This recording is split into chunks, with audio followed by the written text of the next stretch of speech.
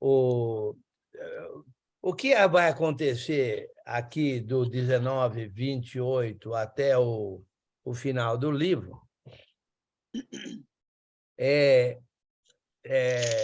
os acontecimentos, né, são acontecimentos conhecidos, né, praticamente por nós, inclusive pelo fato de termos Mateus, Marcos, Lucas e João, e Jesus morreu em Jerusalém, entrou em Jerusalém, morreu em Jerusalém, foi julgado em Jerusalém, tudo isso, né, que, na verdade, a gente nota nos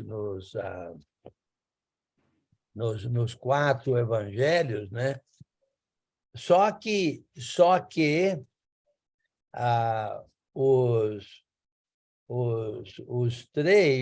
4 têm um final lá no final mesmo, né? No último capítulo, vamos dizer assim, diferente um do outro, e quando a gente chegar lá, a gente vai mostrar a diferenciação, e a diferenciação tem tudo a ver, naturalmente, com o contexto, né, de cada livro. Então, Lucas tem um final ali que eu acho muito, muito interessante, que, na verdade, é um final interessante, porque, entre outras coisas, é um final que é o início de uma outra situação, né? Que é o livro de Atos. Mas isso está no capítulo, lá no último capítulo, né? Capítulo 24, né? Mas aqui no 19, Jesus entra em Jerusalém e Lucas está relatando a Teófilo, né? Sobre Jesus, por uma razão ou outra, certo? Por uma razão ou outra,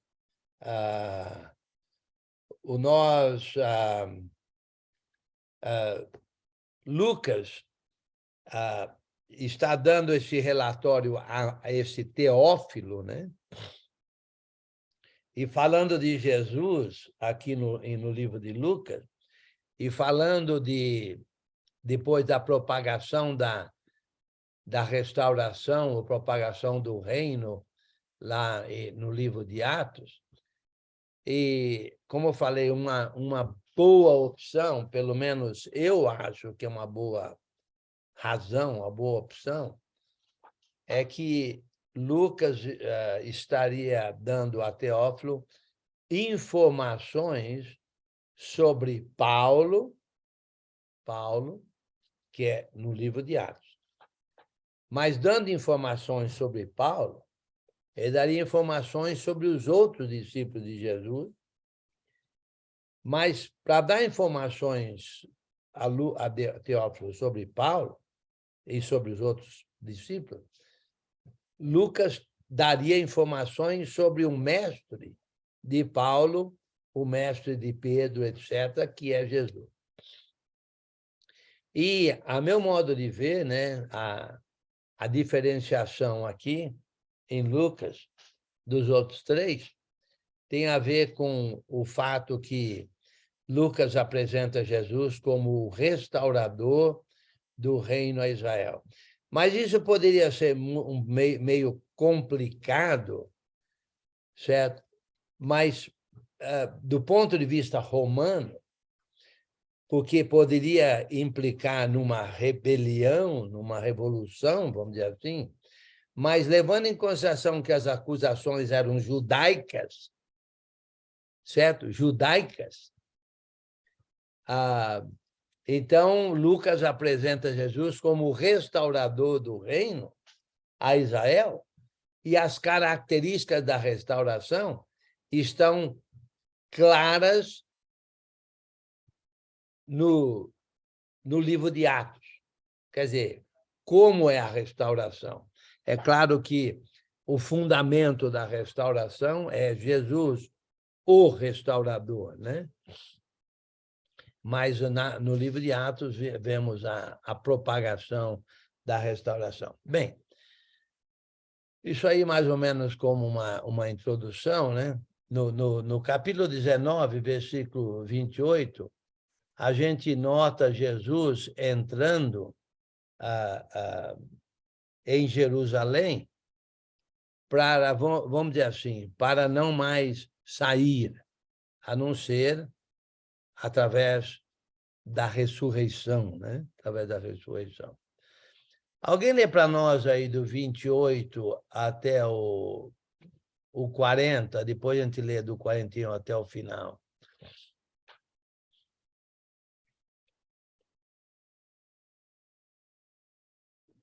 Posso ler?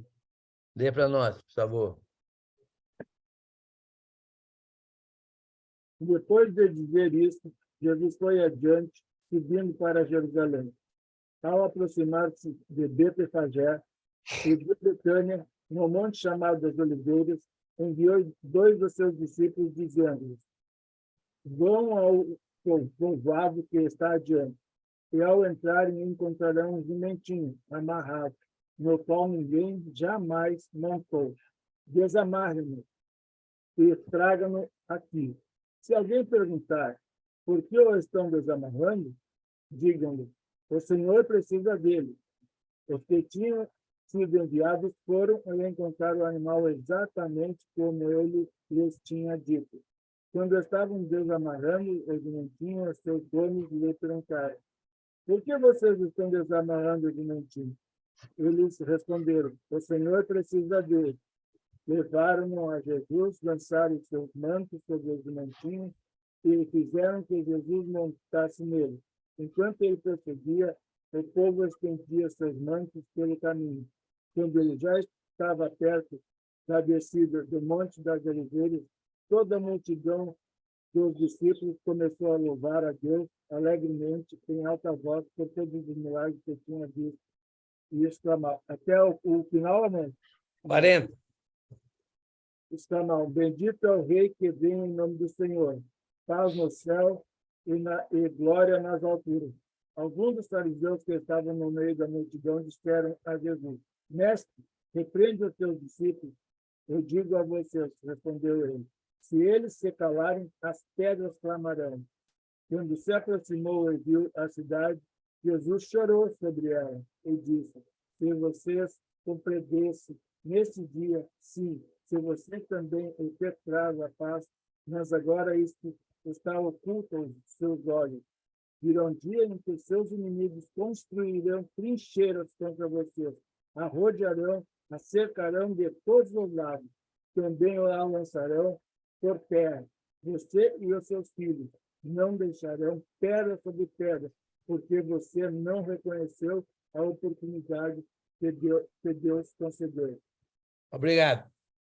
Obrigado. Aí no 40, você parou no 40? Não? Ou no 44? Exato, 44. Tá bom, obrigado.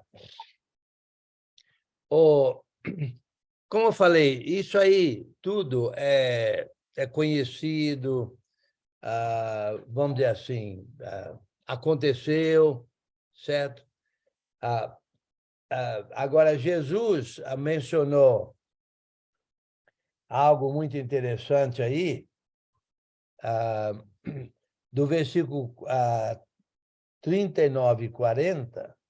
Ora, alguns dos fariseus lhe disseram em meio à multidão: mestre, repreende os teus discípulos. Mas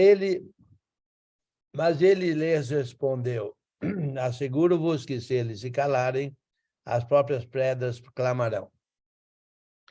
Olha, você vê que a multidão ia dizendo: bendito, versículo 38, é o rei que vem em nome do Senhor.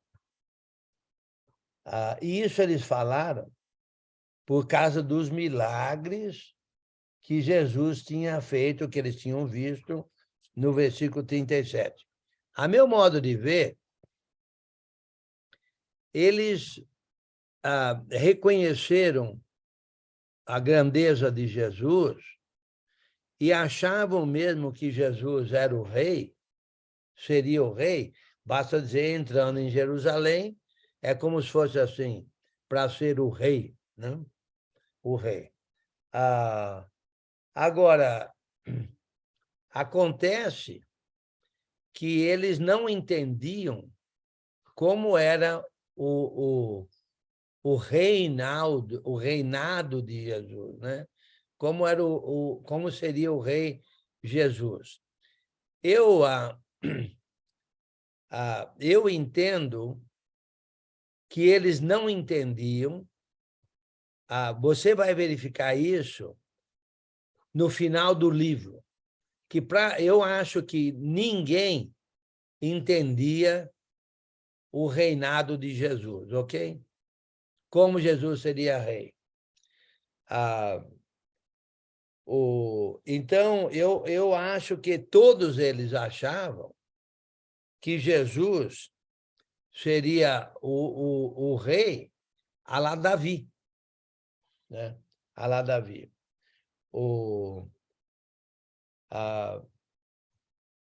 Mas deixa eu dar uma ilustração aqui, que não sei se vai ajudar ou não. Vocês aí, quem é que lembra de Jânio Quadros? Pode levantar a mão aí, que eu não vou contar para ninguém da sua idade. Viu? Eu não conheci, era- não, mas eu eu não lembro era da história nascido. da vassourinha. Eu não era Eu nascido. lembro que ele renunciou. Agora, você Eu lembra, lembro. você lembra por que ele renunciou? A ideia, pelo que eu lembro, eu vou dar uma interpretação aqui que eu escutei, não sei se é verdade. Sabe o que ele pensava que iria acontecer, não? Que o povo ia atrás dele, não ia aceitar a renúncia, né? Ia aclamar ele Tem, presidente e ele, então, seria o presidente.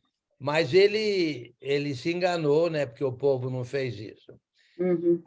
Eu assisti um filme uma vez,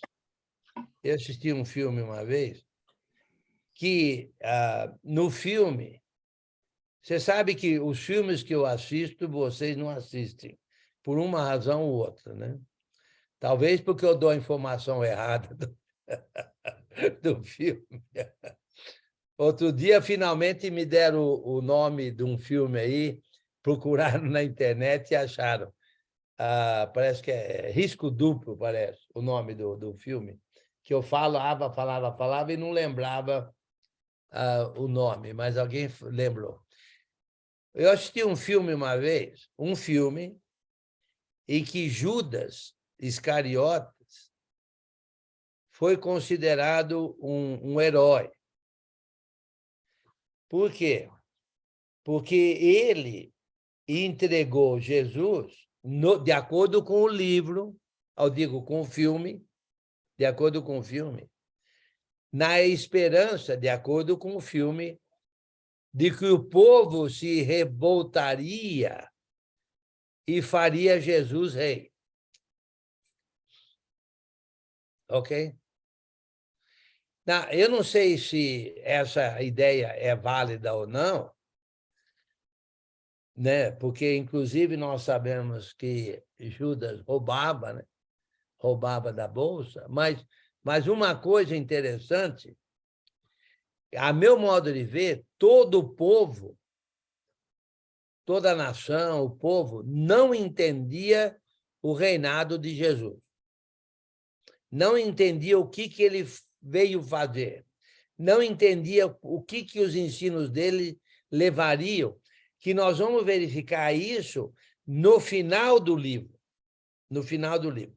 Então, Jesus, naturalmente, sabendo disso, alguns fariseus disseram a ele: mestre, repreende os teus discípulos. Mas deixa eu falar o seguinte: não há dúvida que Judas foi traidor, né? E pagou duro por isso, e melhor não ter nascido, etc, etc, ok? Que traiu Jesus, ok? Não há dúvida quanto a isso. Não estou defendendo, em hipótese alguma, Judas. Eu estou só dizendo que, na interpretação do filme, certo? Parece que Judas esperaria, certo? O povo rebelar e fazer de Jesus um rei, porque ele não entendia, assim como ninguém entendia a natureza do reinado de Cristo. Então, alguns fariseus repreenderam, disseram a Jesus, mestre, repreende os teus discípulos. Mas o que Jesus diz? Mas ele respondeu, asseguro-vos que se eles se calarem, as próprias pedras clamarão. Porque as pedras entenderiam, vamos dizer assim, quem é Jesus, e, em hipótese alguma, Jesus deixaria de ser aclamado como bendito é o rei que vem em nome do Senhor. Jesus era bendito o rei que vinha em nome do Senhor, só que ninguém entendia isso. Eles achavam que Jesus seria um rei diferente. Parece que o João levantou a mão, depois parece que, não sei, parece que é o Giovanni, né? Sérgio. Não. Sérgio. O Sérgio João? Irmão, era só para comunicar lá que por que o Jânio Quadros ele saiu, né? Porque ele não tinha apoio do Congresso. Certo. Exatamente. Ele queria que o povo elegesse ele, né? Meio contra o Congresso. Ele foi presidente, né? Foi presidente, mas sem apoio do Congresso não se faz nada. Ele usou de uma estratégia que não funcionou, né? Muito bem, obrigado. Irmão Enio, oi. Essa entrada do Jesus com o jumentinho é uma profecia de Zacarias 9, versículo 9. E os fariseus não reconheceram essa profecia? Os doutores da lei não enxergaram isso? Olha, novamente, eu já disse, digo e vou dizer novamente que eu não entendo por que é que eu sei que tem gente que diz bem claramente que eles não queriam entregar o osso, vamos dizer assim, né? Para Jesus, vamos dizer assim. Mas eu não entendo por que é que, pelo menos uma maioria deles, não analisavam os fatos, as escrituras, as profecias, os milagres, para reconhecer, pelo menos, uma grandiosidade de Jesus a ponto de não matarem ele. E acabaram matando ele. Eu não entendo como é que o povo de Deus matou Jesus. Eu tenho várias opções, né? Várias interpretações, várias sugestões, mas não me entra na cabeça como é que eles, sendo povo de Deus, acabaram matando Jesus Cristo. Sandro? A gente viu desculpa, deixa eu terminar o seguinte aqui. Fica à vontade, Enio. Giovanni, de fato, como eu falei, tudo o que está acontecendo já estava previsto, profetizado, já aconteceu, etc., etc., né? E novamente, eu não entendo por que é que o povo não entendia, não pesquisava, analisava, como os judeus de Bereia fizeram e os judeus de Tessalônica não fizeram, né? Sandro? E aí um ponto dentro disso que você comentou, Enio, que a gente pode observar que para que a restauração aconteça, né, no caso Jesus, ele precisou cumprir a vontade de Deus, né? Assim como o homem, para poder ser restaurado, ele precisa obedecer à vontade, né? A palavra deixada por Jesus. E aí, um ponto que a gente observa até dentro do que o Giovanni comentou, perguntou sobre a questão lá de Zacarias, porque os próprios fariseus, assim como os apóstolos aqui, os discípulos, né? O termo que ele usa aqui, os discípulos, eles também estavam naquela ânsia, por causa da proximidade da Páscoa, com aquele espírito nacionalista, libertador, né? Aquela visão material, física, né? Do rei, do grande general, como você bem colocou no início, né? A ideia de Davi, né? O reinado de Davi. Então, mostrando justamente que eles não tinham esse entendimento. Então, ok. Deixa eu dar uma mudidinha aqui e não quero comentários no que eu vou falar. Ok? Não adianta levantar a mão, não. eu sou a favor de separar, não sei como é que eu vou falar isso, sem cutucar. O que eu digo é o seguinte,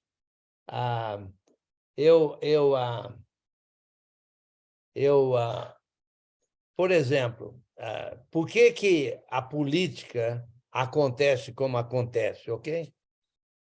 A meu modo de ver, Deus está em controle, inclusive aqui. Você vê o que a política fez com Jesus aqui? A meu modo de ver, porque inclusive o próprio governo romano entrou, fez parte da execução de Jesus, o reino de Israel, certo? Fez parte da condenação de Jesus, da crucificação dele. Olha, toda uma política aqui contrária, inclusive, naquele momento, a meu modo de ver, à vontade de Deus, mas Deus está em controle, inclusive das nações, no sentido de que as nações não fogem do julgamento dele, certo? E nós vemos aqui, se você verificar, no final dessa história toda aqui, certo? O reino de Deus saiu vencedor, no final de toda essa história aqui. Aí entra no livro de Apocalipse, aí entra no fato que o reino de Israel restaurado existe, e assim por diante, ok? Muito bem. Alguém lê para nós do 41 ao final aí do capítulo, por favor.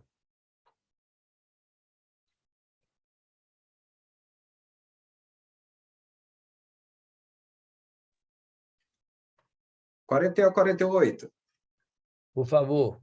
Quando ia chegando, vendo a cidade, chorou e dizia: Ah, se conheceras por ti mesma, ainda hoje, o que é devido à paz, mas isso está agora oculto aos teus olhos.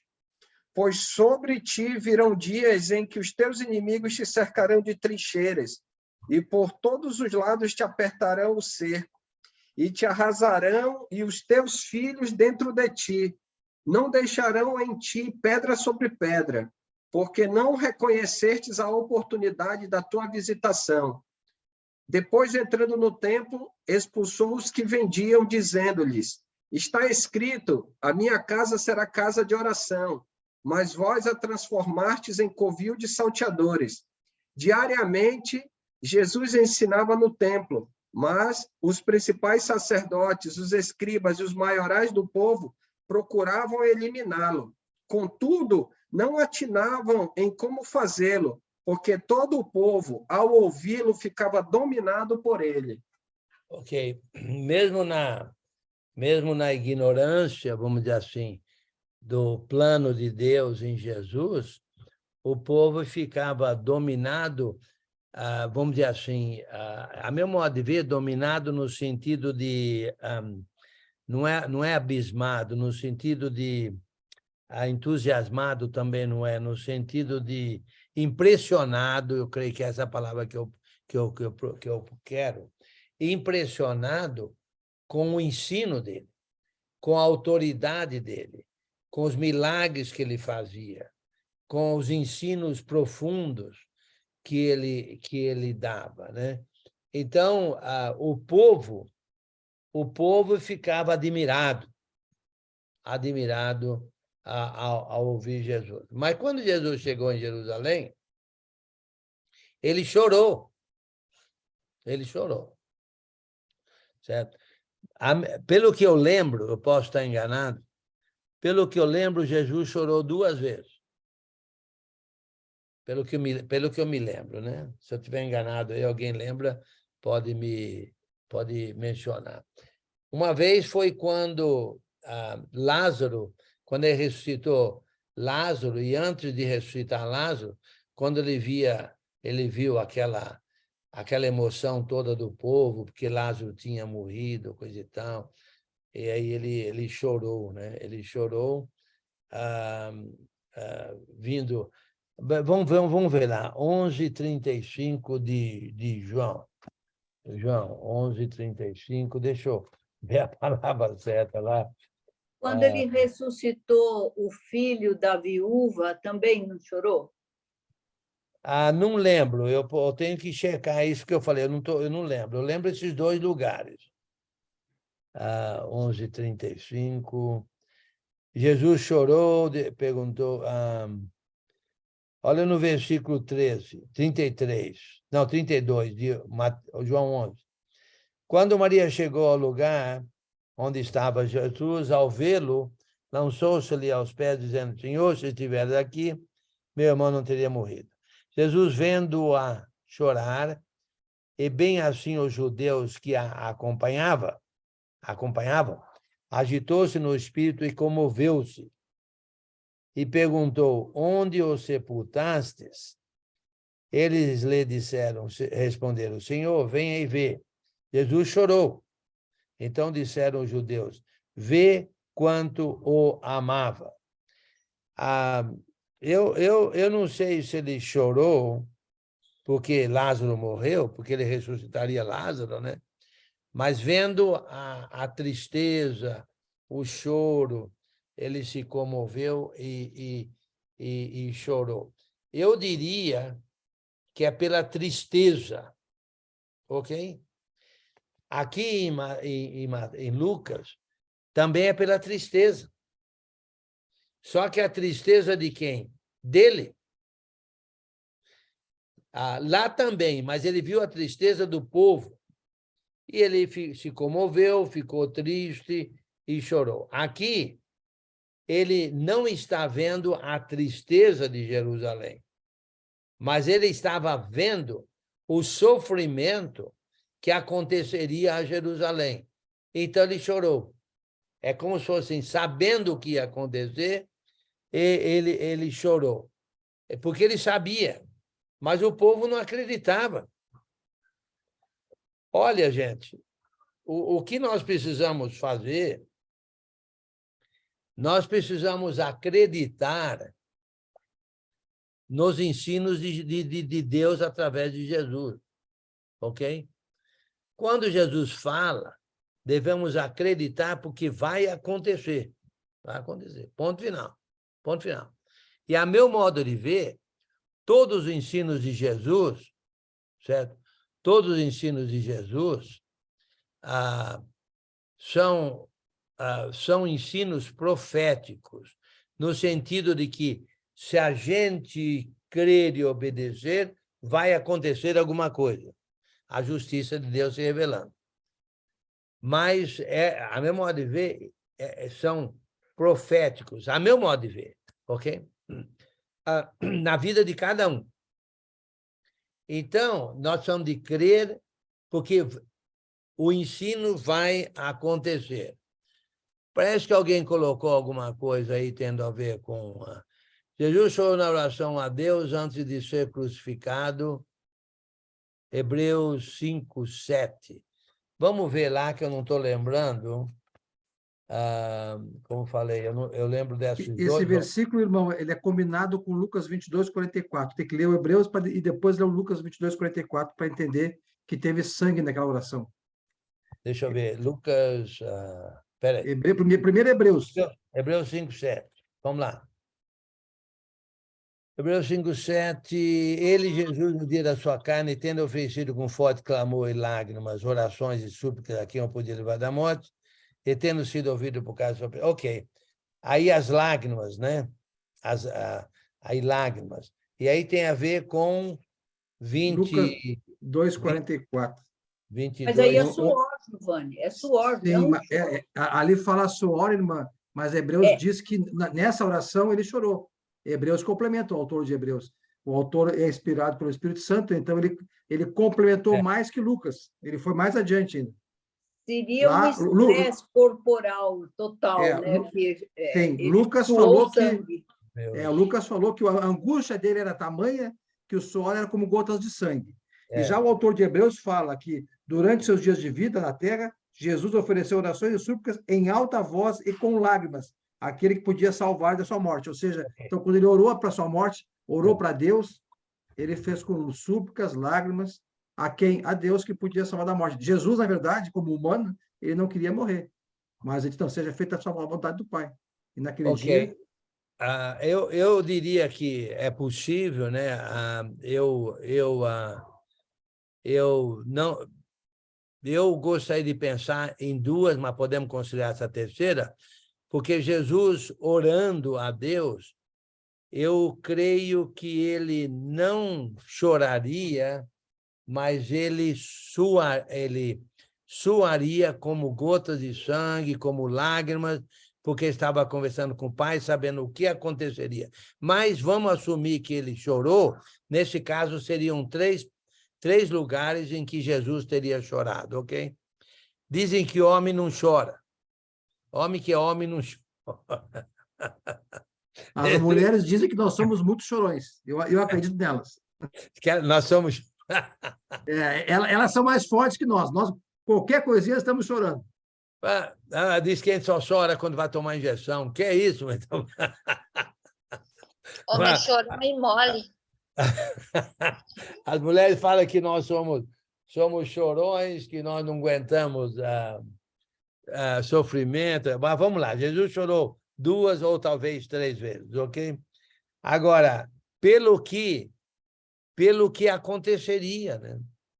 Aqui no caso aqui de Lucas, pelo que aconteceria a Jerusalém.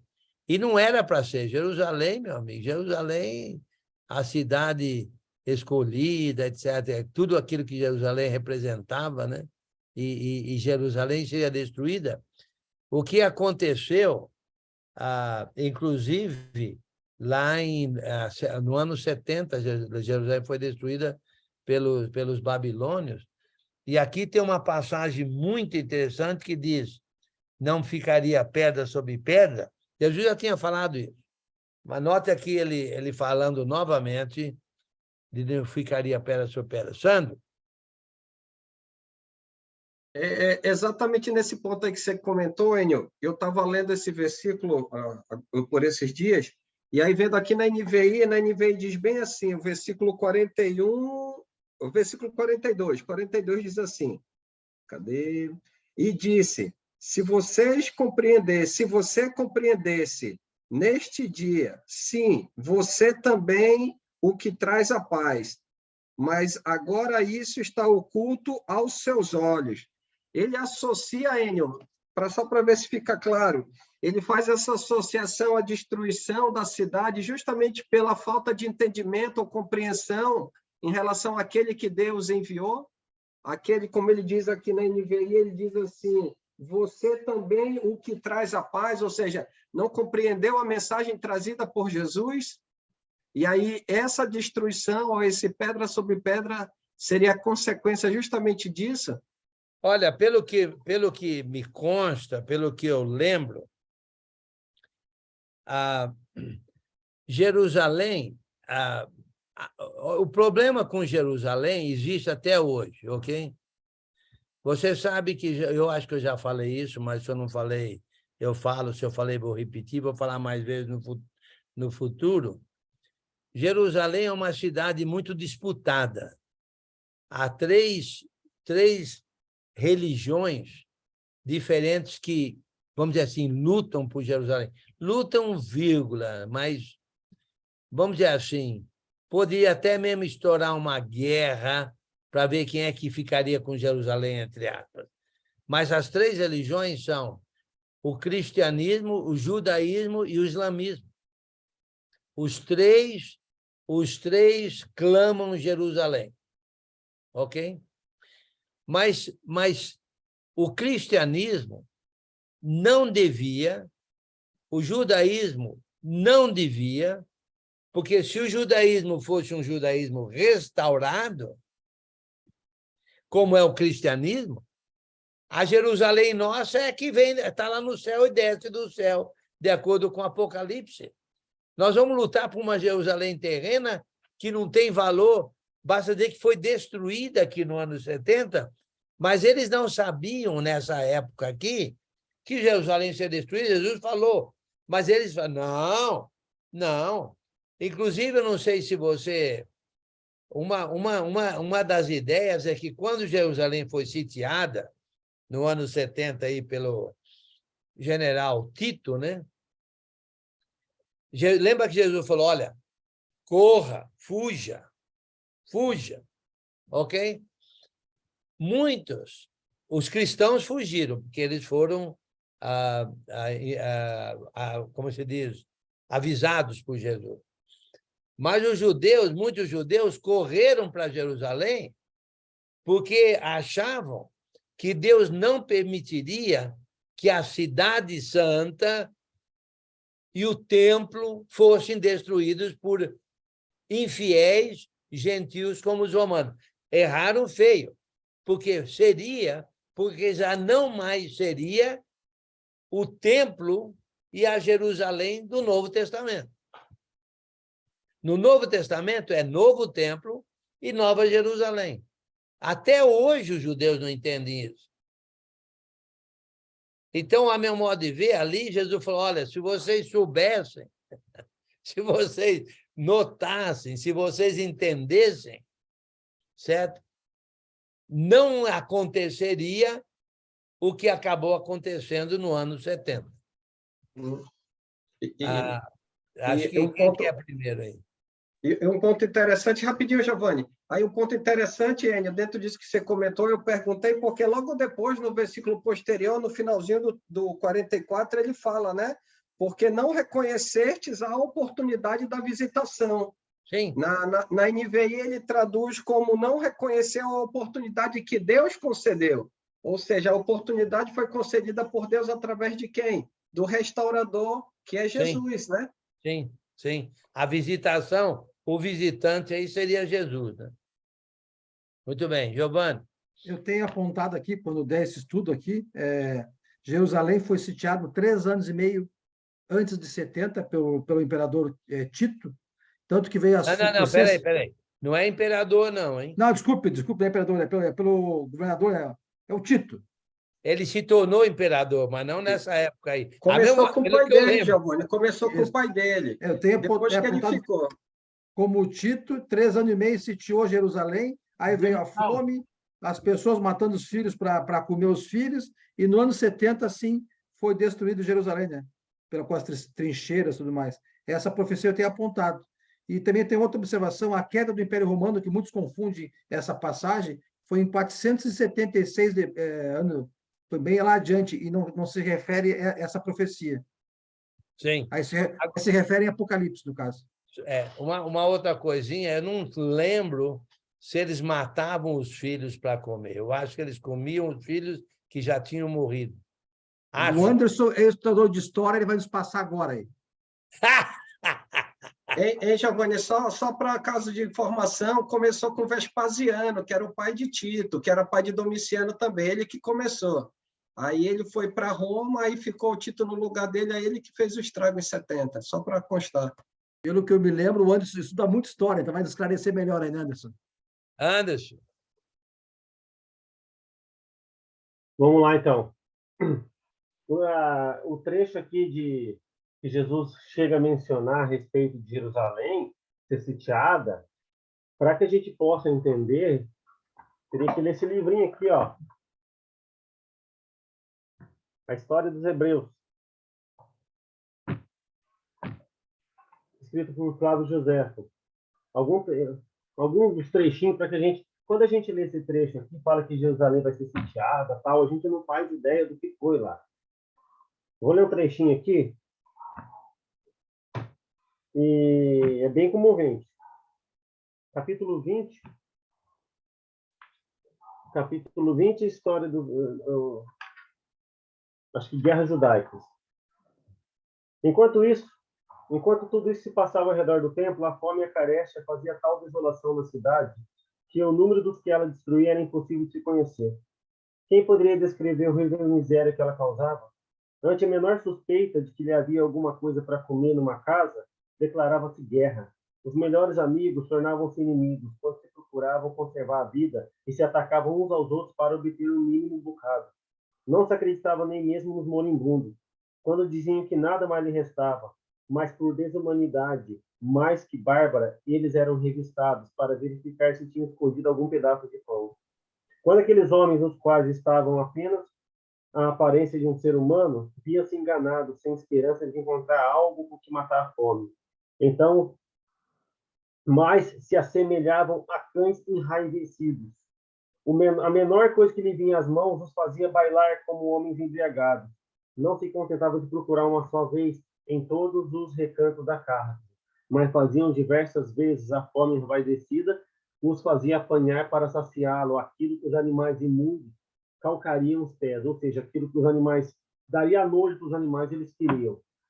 E o trechinho que foi mencionado aqui, que o Enio falou que acha que não, mas fala que as próprias mães, elas matavam os próprios filhos para comer. Ixi, é. Tem um trecho que fala aqui, que eles procuram, fala de uma mulher, ela arrancou, é um trecho assim, um pouco pesado, viu? Ela arrancou o filho do seu próprio seio e disse, criança infeliz, da qual nunca se poderá chorar bastante a desgraça de ser nascido durante essa guerra, durante a carestia no meio de diversas facções que conspiram sem trégua para a ruína da nossa pátria. Para que eu haveria de conservar a tua vida, para talvez ser escrava dos romanos, quando mesmo eles nos quiseram ajudar, a fome nos teriam feito morrer antes mesmo de cairmos em suas mãos. E esses tiranos que nos pisam a garganta, não são eles ainda mais temíveis e cruéis que os romanos e a fome? Não é então preferível que tu morras para servir-me de alimento? Isso mamãe falando. Para enraivecer esses revoltosos e deixa atônita a posteridade com a ação tal trágica, que não poderia a única faltar para preencher a medida dos males que tomam os judeus, o povo mais infeliz da terra. Então, depois de ter assim falado, ela matou o filho, cozeu-o, comeu uma parte e escondeu outra. Aqueles ímpios que só viviam de rapina entraram em seguida naquela casa sentindo o cheiro daquela iguaria inominável. Ameaçaram matá-la se ela não mostrasse o que tinha preparado para comer. Ela respondeu que ainda lhe restava um pedaço da iguaria e mostrou os restantes do corpo do próprio filho. Ainda que tivesse um coração de bronze, tal espetáculo causou-lhes tanto horror que eles pareciam fora de si. Ela, porém, na exaltação que lhe causava furor, disse-lhe com o rosto convulsionado: sim, é meu próprio filho que vês, e fui eu mesma que o matei. Podeis comê-lo também, pois eu já comi. Sois talvez menos corajosos que a mulher e tendes mais compaixão que a mãe? Se a vossa piedade não vos permite aceitar essa vítima que vos pereça, eu mesmo acabarei de comê-lo. Aqueles homens até então não haviam sabido o que era compaixão. Retiraram-se trêmulos, por maior que fosse a sua avidez em procurar alimento. Deixaram o restante daquela detestável iguaria a infeliz mãe. A notícia do fato, tão funesta, espalhou-se por toda a cidade. O horror de todos sentiram foi o mesmo, como se cada um tivesse cometido aquele horrível crime. Os mais torturados pela fome só desejavam morrer, o quanto antes, e julgavam felizes os que já haviam morrido, antes de ter tido ciência desse fato ou ouvido narrar a coisa tão execrável. Os romanos também logo souberam de tudo, isso é, da criança sacrificada por sua própria mãe para que ela pudesse continuar a viver. Uns não podiam crer no que diziam, outros sentiam imensa compaixão, mas a maior parte viu-se acender ainda mais o ódio que já sentiam contra os judeus. Deixa eu ver se eu entendi. Os homens comeram parte da criança? Não. Achei que não. Não. Olha, eu diria que isso aí seria um trechinho.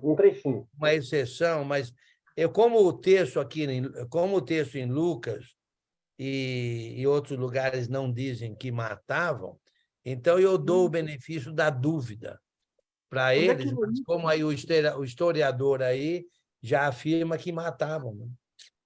Por isso Jesus chorou. Ah, sim. Mas onde que acontecia isso? Onde? Isso foi em Jerusalém. Estou assustada. Sandra, já passou, Sandra. Segundo aí, matavam para comer. Mas na tragédia, lá na Cordilheira dos Andes, infelizmente, os sobreviventes comeram os falecidos no acidente de avião. Está na história. Isso aí foi... os mortos, né? Em 1972. Muito bem. Obrigado, Anderson. Obrigado. Versículo 45, depois, entrando no templo, expulsou os que ali vendiam, dizendo, está escrito, a minha casa será a casa de oração, mas vós a transformaste em corridos salteadores. Olha, a meu modo de ver, na restauração do reino a Israel, entendeu? Na restauração, haveria, como já verificamos, uma nova Jerusalém, né? Aquela Jerusalém velha seria destruída, e, né, o templo seria destruído, assim por diante. E nessa restauração, o importante é a oração no sentido da comunicação constante entre o ser humano e Deus, não somente em oração, mas você vê aqui, contrário ao que estavam fazendo entre si, negociando. Muita gente considera a igreja como um local de negócio, um local de benefício próprio, um local em que vai ganhar seu dinheiro. Não, a igreja, o reino restaurado a Israel, é um reino em que existe uma grande comunicação entre os restaurados e Deus, e isso através de Jesus Cristo, o restaurador, porque ele restaurou o homem a Deus. Então, o homem vai viver em função de Deus, em função dos ensinos de Deus, através de Jesus Cristo. Não é um local de negócio, não é um local de ganhar dinheiro, é um local ou um reino, vamos dizer assim, em que existe uma grande comunicação entre os restaurados e o próprio Deus. E no versículo 47, diariamente Jesus ensinava no templo, mas os principais sacerdotes, escribas e os maiorais do povo procuravam eliminá-lo. Contudo, não atinavam em como fazer, porque todo o povo, ao ouvi-lo, ficava dominado por ele. Novamente, os maiorais, para mim, não faz nem um pouco de sentido. Agora, olha só, será que, porque o versículo anterior está dizendo, mas vós transformastes a casa de Deus, né, em covil de salteadores. Será que era por isso que os principais sacerdotes, os escribas e os maiorais do povo não queriam largar o osso, vamos dizer assim? Entendeu? Eu não sei, não sei, mas uma coisa é garantido. Eles não entendiam, e como não entendiam, tinha essa parte aí de covil de salteadores, vamos dizer assim, e eu não sei por que é que os judeus até hoje, em massa, não se convertem. Como eu falei, há muitos que acreditam que o Romanos 11 há uma profecia que, eventualmente, a nação judaica se converteria, né? Em massa, ou a nação, né? Judaica. O judeu, a religião judaica, vamos dizer assim, eventualmente enxergaria Jesus como o restaurador. Mas isso aí, alguns acham em Romanos 11. Bem... Irmão Enio, só uma pergunta. Nos teus anos de evangelização, tu já ouviu essa história que eu vou contar agora, que eu ouvi num estudo? E o comércio que tinha perto do templo, que era uma espécie de corrupção com os fariseus, os comerciantes, eles vendiam rolinha, os animais para o sacrifício, e o povo trazia os seus animais e eram rejeitados porque não eram perfeitos, e teriam que comprar daquele comércio que tinha no templo, que os fariseus ganhavam por forma, uma espécie de corrupção. Já ouviu isso? Já ouvi falar isso e não vejo por que isso não poderia estar acontecendo, porque eles estavam no caminho errado, meu amigo. E caminho errado, tanto faz para a esquerda ou para a direita ou no centro, errado é errado, e um erro é igual ao outro erro, vamos dizer assim. Quem está no erro, está no erro, e pode errar de várias maneiras. É possível, a meu modo. Já ouvi. Já ouvi isso, já ouvi que eles beneficiavam, certo? E assim por diante. Já ouvi dizer, sim. Muito bem, vamos terminando, mas a restauração, olha só, Jesus veio restaurar tudo isso, certo? Para nós estarmos, de fato, em comunicação com Deus através do próprio Jesus Cristo. Não é?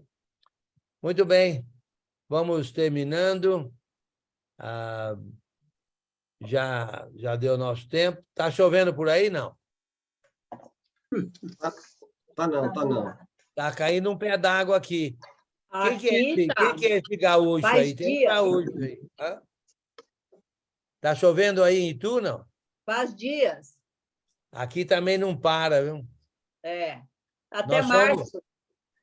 Nós fomos para Petrópolis, lá o Instruir, lá, choveu o tempo todo. Pegamos chuva na ida, chuva na volta, passamos pelas serras lá, meio, vamos dizer, um pouco apavorados, assim, será que vai haver algum deslizamento por aqui, assim por diante? No sábado, deu uma estiada, corremos para o campo de futebol para jogar bola no lodo e na água. Aqui em Porto Alegre nem uma gota, nada. Então, lá embaixo não chove, né? Não, né? Não. Mas Aqui em olha, Porto Previsão de Alegre. chuva amanhã. Amanhã tem previsão de chuva. tá caindo um pé d'água aqui. Espero que não tenha chovido na janela enquanto eu estou dando aula aqui, porque não deu tempo. Na minha está chovendo lá. E nós esperamos que pare aí e comece aqui, porque está precisando de água aqui no Rio Grande do Sul. Precisando, todo o Rio Grande. Amém. Amém. Em todo lugar. Muito bem, irmãos. Sandro? A oração com o irmão Hélio. Hélio, orar. Hélio é do Rio Grande do Sul? Sim, sou eu mesmo, Hélio. E aí, como é que vai, Hélio? Tudo Bem, bom? você. Pô, você está ficando mais novo, rapaz? Mais novo? Depende. Quanto mais perto do 100, mais novo. Falta pouco para chegar ao 100, estou ficando mais novo. A última vez que eu te vi, que faz bem que uns 20 anos atrás, parece que você está mais novo do que 20 anos atrás. Prazer em vê-lo. Isso são os teus olhos, tu é muito bondoso. Mas você não chegou nos 70 ainda não, hein? E que Deus te recompense. Não, já passei. Já? Já passei de 70.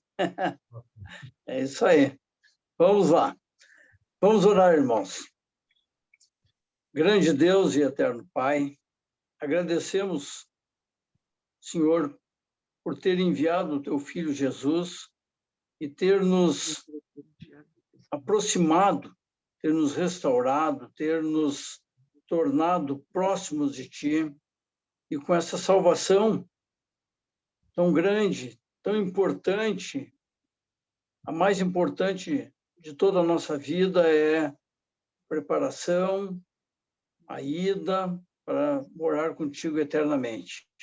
Já nesta vida estamos próximos, juntos contigo, pelo sangue, pelo poder que o Senhor tem e dispensou e nos deu para que nós pudéssemos nos aproximar e voltar ao caminho, ao perdão, arrependimento, e uma nova vida, um renascimento junto a Ti e com essa família toda, importante, poderosa, que temos pelo Teu poder, Pai, porque Tu tens o poder infinito.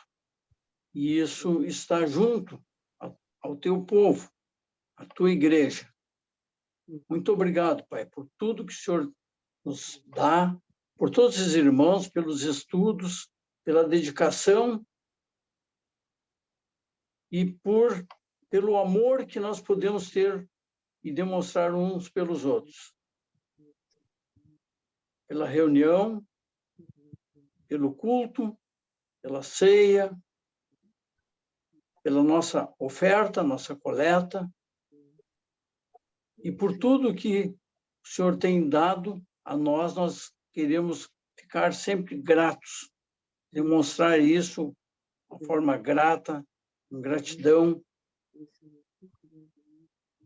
Agradecemos, Pai, por esses momentos que o Senhor nos deu, pedindo agora por aqueles que estão enfermos, por aqueles que estão necessitados, por aqueles que estão sofrendo de uma forma ou de outra, por aqueles que já atingiram uma melhora, agradecer por tudo isso e pedir que o Senhor abra sempre as nossas mentes, os nossos corações, para recebermos de bom grado a Tua palavra e entendermos que é estar no corpo de Cristo.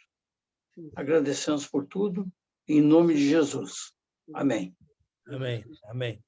Prazer em vê-los. E, Sandro, vamos pensar em Obrigada, fazer irmão Enio. um Cria Amazonas, hein? Boa noite para todos, obrigada. Obrigado. Boa noite, Débora. Boa noite. Boa noite, irmãos. Até amanhã, se Deus quiser. Boa noite, irmãos. Obrigado, irmão. Obrigado. Foi a página do livro que você leu aí. Boa noite, irmão. Obrigado, Enio. Amém. Amém. Boa noite. Boa Anderson, noite. você está me Fiquem com ouvindo? Deus todos. Boa noite, meus irmãos. Fiquem na paz. Anderson, mostra